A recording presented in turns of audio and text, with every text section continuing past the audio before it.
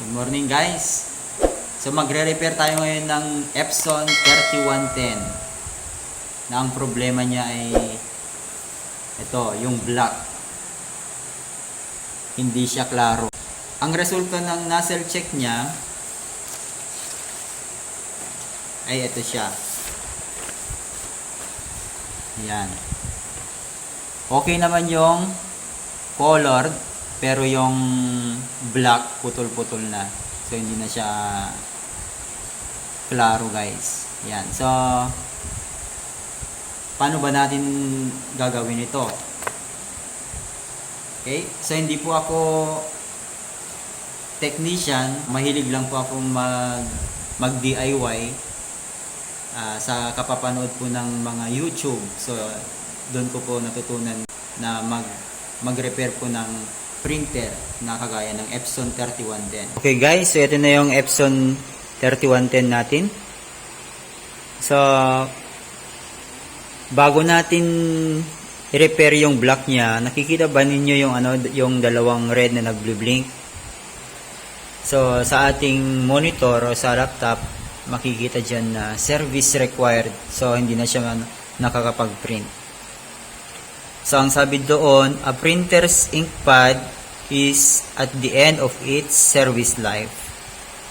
Yan. So hindi na siya makakapag-print. So kailangan talaga siyang ma-reset guys. Alright guys, so i-reset na natin. So na-reset na siya guys. Hindi na siya nag-blink ng dalawang red. So okay na. Yan guys, so subukan natin mag-print. Tignan natin kung okay na.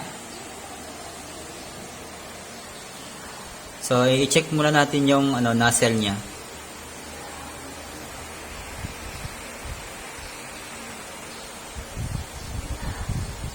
So punta tayo doon sa printer properties. And then sa maintenance. And then nozzle check.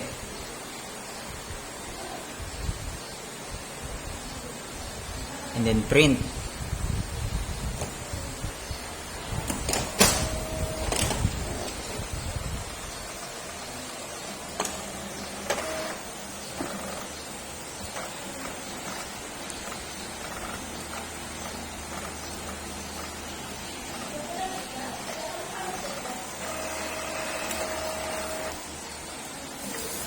So ito siya guys, yung result niya. So yung black, putol-putol talaga siya. So maraming beses na tayong nag-head cleaning pero ganyan pa rin yung result niya. So okay yung colored niya pero yung black niya talagang hindi na siya klaro guys. So kailangan natin i-repair yan. Yan. Yan yung sakit niya guys. Hindi siya klaro. Alright guys, so ano kaya ang possible na sakit nito guys? So sa tingin ko dito, yung sakit niya ay yung print head. Siguro barado yung black niya. So kailangan natin buksan para malaman natin So tara na, samahan niyo ako.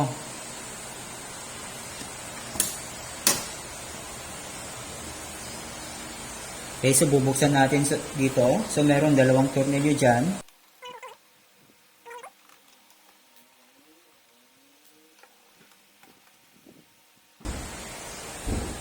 Ayan siya guys. So bago natin matanggal itong cover niya, kailangan muna natin tanggalin yung mga itong tatlong ito.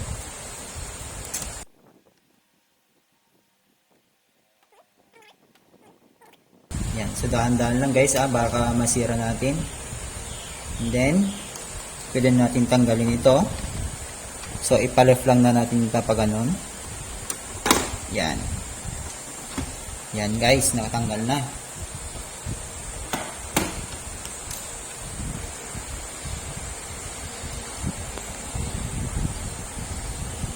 So nandito ngayon yung print head niya guys. Kailangan muna natin tanggalin yung cartridge niya para makita natin yung print head. So bago nyo pala tanggalin or buksan yung printer, yung front cover niya, ay siguraduhin muna na tanggalin nyo yung saksakan. Kasi para maiwasan nyo yung makuryente. Baka may grounded kasi dyan na parte ng sa loob ng printer. So tara na, tanggalin muna natin itong cartridge nya.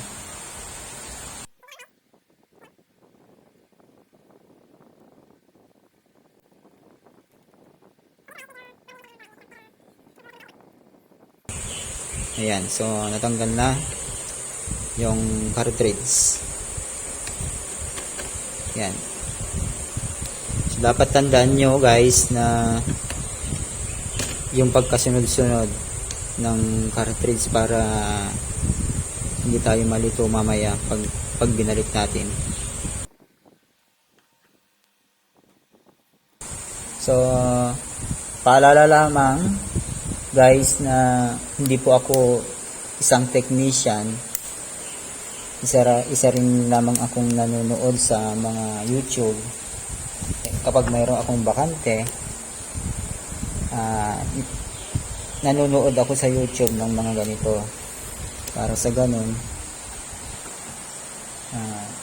alam ko mag-ayos.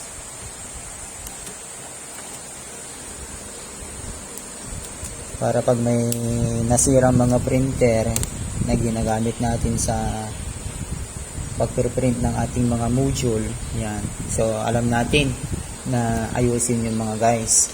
So sa mga nagbabalak dyan na mag DIY, panoorin yung mabuti itong video ko guys, para sa ganon matutunan nyo rin mag-ayos ng o mag-repair ng mga printer. So yan, nalis na yung cartridge nya. So ilalagay lang natin dyan para yung ayos nya andyan pa rin.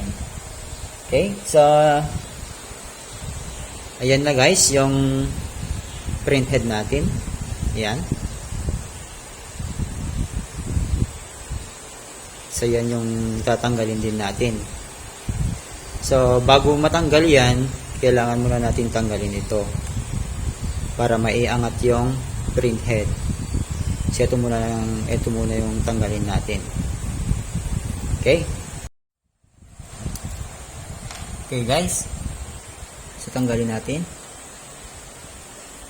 So may ipe-press tayo dito. Yan. Ayun, umangat siya ang kunti. Tapos dun sa kabila, pero tanggalin muna natin itong side cover nya.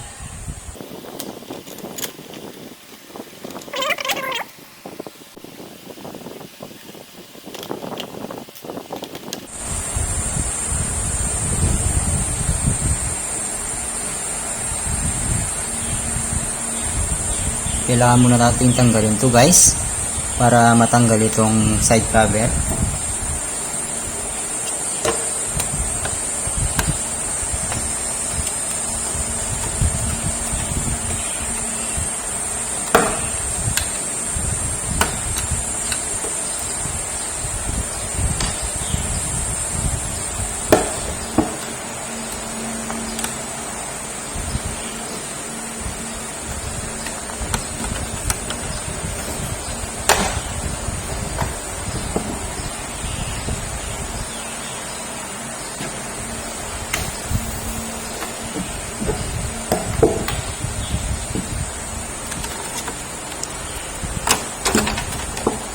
So yan guys, natanggal na.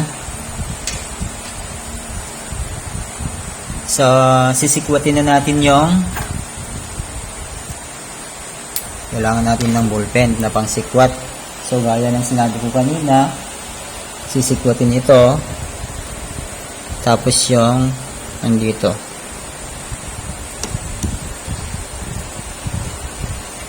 Ayan, pupush lang natin yun para umangat siya. So ito na guys, natanggal na. So dito sa print head niya, meron siyang tatlong tornilyo. Kailangan natin itanggalin yon.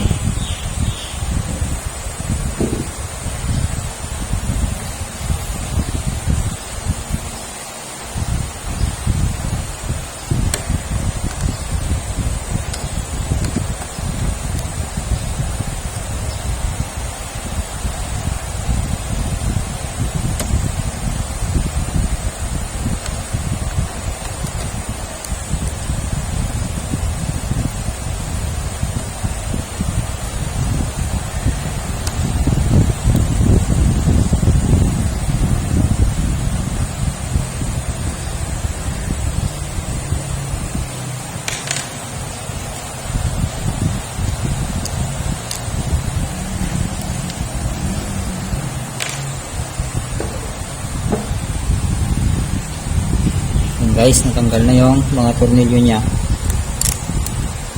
So alisin natin yung mga cable. Kailangan natin ilabas yan.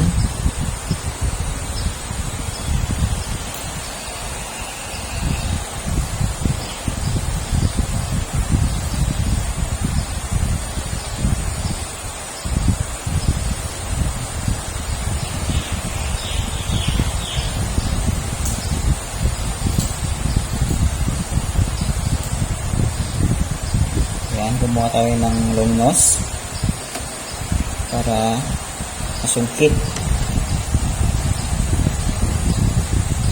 pero dahan-dahan lang sa pag-angat guys para hindi masira.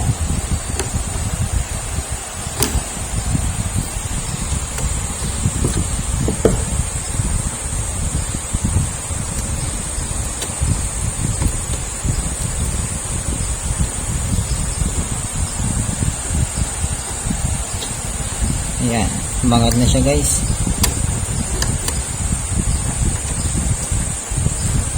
Ayan, ito na yung print head. Pero tanggalin muna natin yung cable. Ayan. So, tandaan nyo yung pagkakalagay ng cable niya para pag binalik natin, magiging okay. So, ito ngayon yung black niya. Guys, ayan. Yung tatlo, yun yung mga color niya. So, ito yung lilinisan natin. Tingnan natin kung may babalik natin yung dati.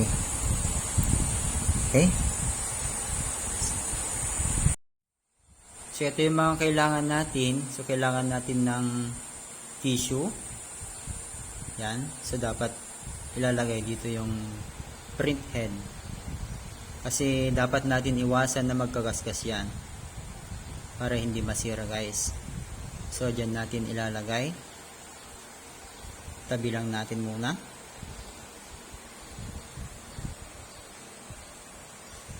Tsaka, ito yung panglinis natin. Cleaning solution by Kuyi. Yan. So, nabili natin sa online ito guys.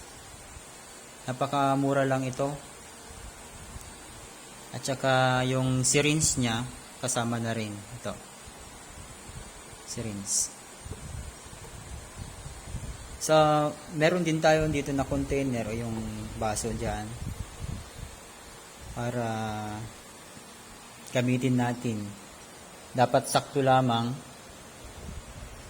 Sakto lamang siya guys ha. Yung yan.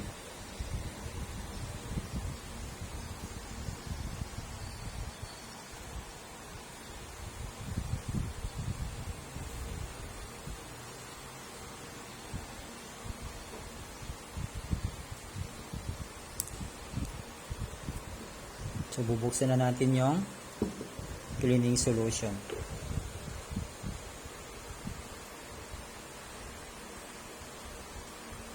Okay.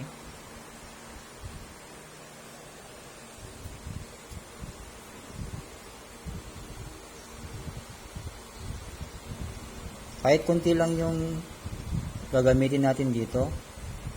Basta malinisan lang natin. Kahit ganyan yan siya. Yan. And then, ilalagay na doon sa block. Ito yung block. Yung nasa gilid. Sa bandang kaliwa, guys. Yan.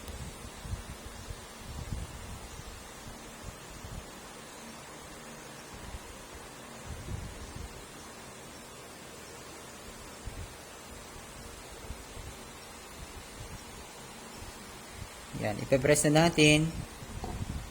Tapos makikita nyo sa ilalim niyan, parang mayroong mag-i-spray. Yan. So, ibig sabihin, mayroong lumalabas. Yan. So, kailangan nating gumamit ng cleaning solution para sa ganun. Kapag barado yung head, yung print head, maaalis yung kanyang barado. Okay, isa pa guys. Ganun ulit.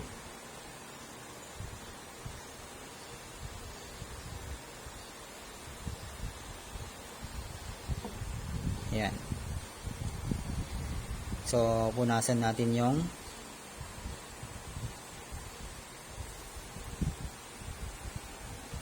dahan-dahan lang sa pagpunas. Yan guys.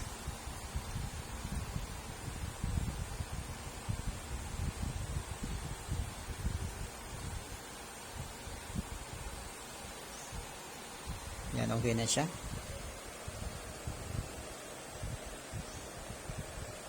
Then alisin na natin yung syringe.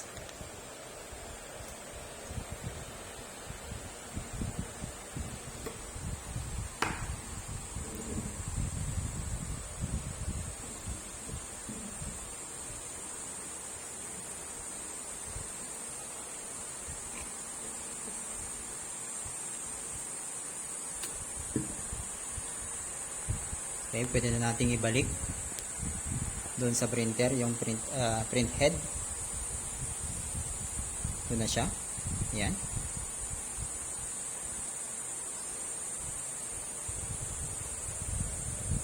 So, tandaan guys, kapag binalik yung print head, yung mga inalis natin, dapat natin tandaan mga yon.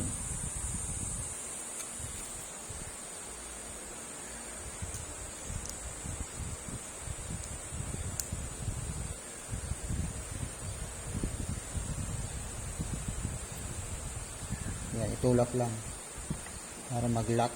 Yan. So, okay na siya.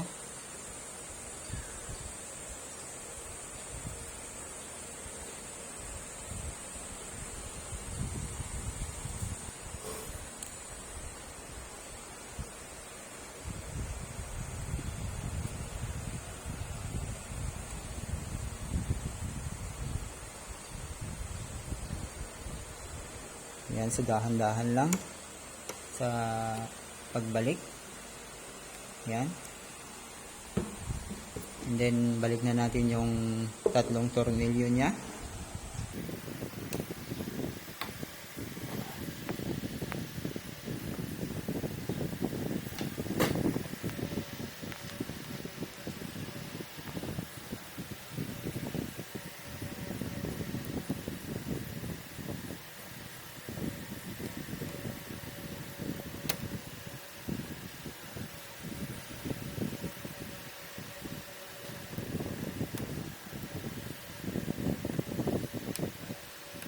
And then, ayusin natin yung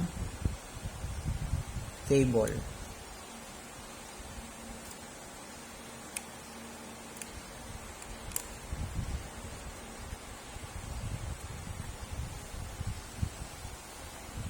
And then, ito yung susunod na ilalagay.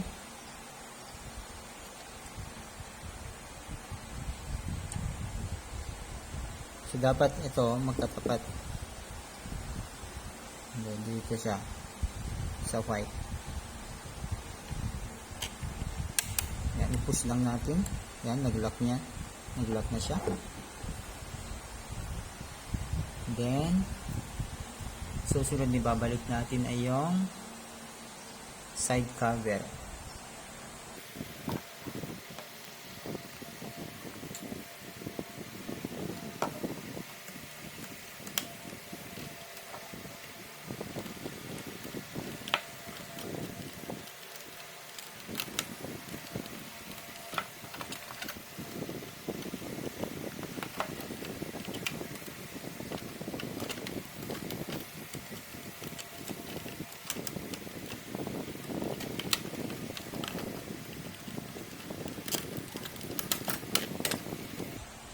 Yan. And then yung ink pad.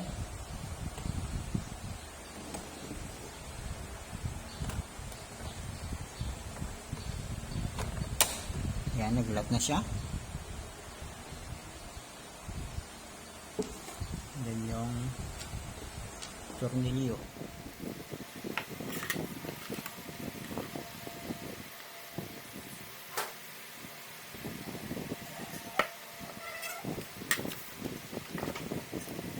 Yan guys.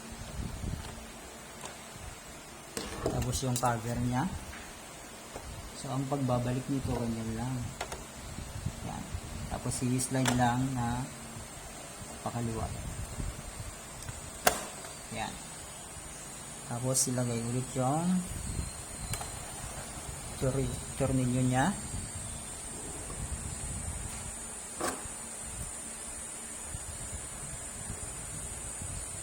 Ayan.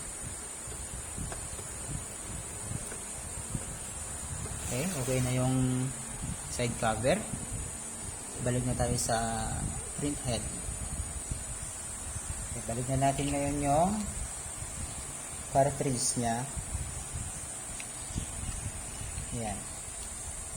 So, nasa ayos na yan.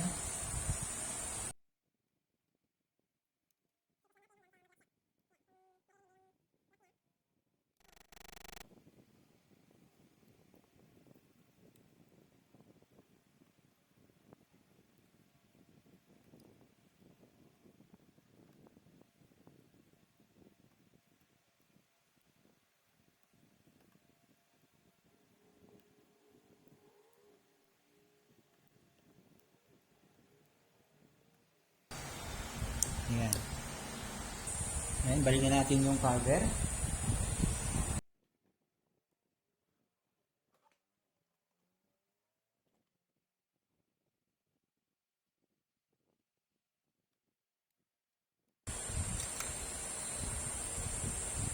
Okay, kailangan natin ibalik yung cable niya guys.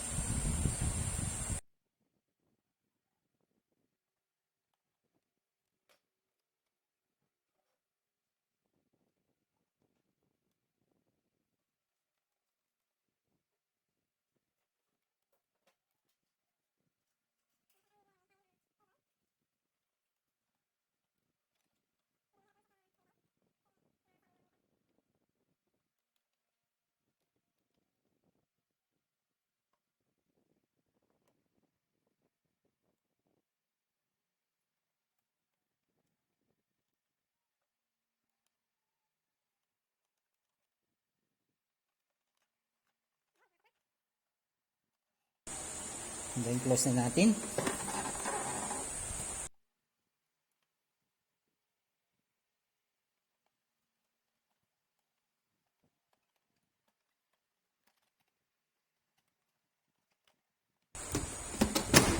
Yan.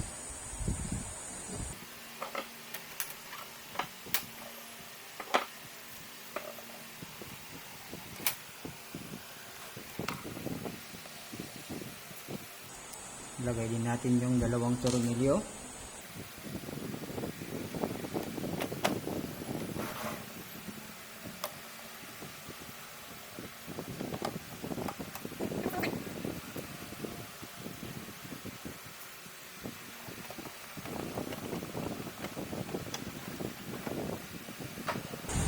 Yan guys, okay na siya.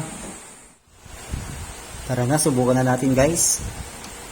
I-open na natin. So nakasaksak na yan. Open natin.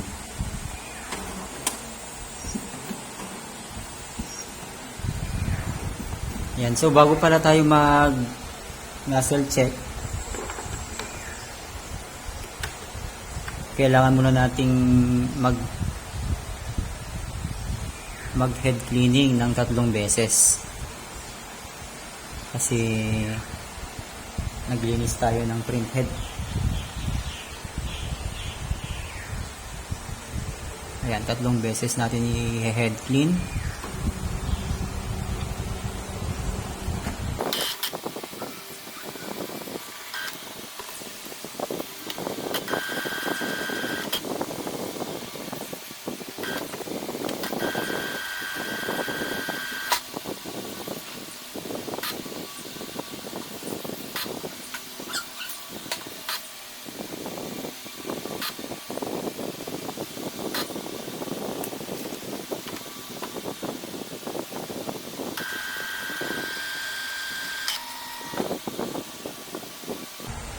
Yan, finish. So, 2 beses pa guys. Okay, so tapos na tayong mag head cleaning. Ngayon, subukan na natin mag print. So, mag-nozzle check muna tayo.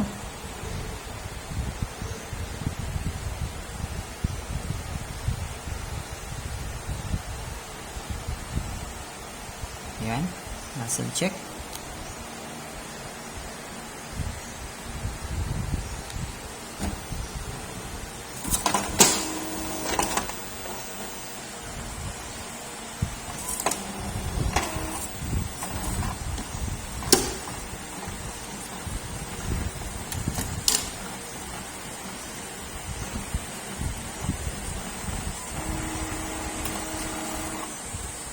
Okay, ito na siya guys. Ito na yung result niya. Napakaganda na yung black.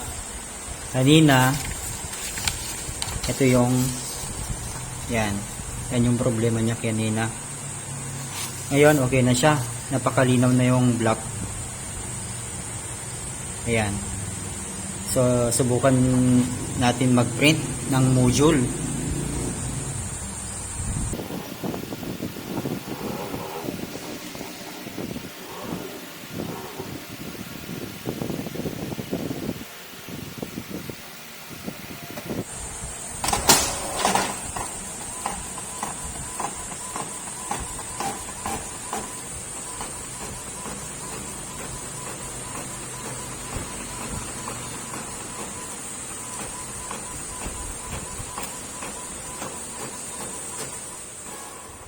Okay, so maraming salamat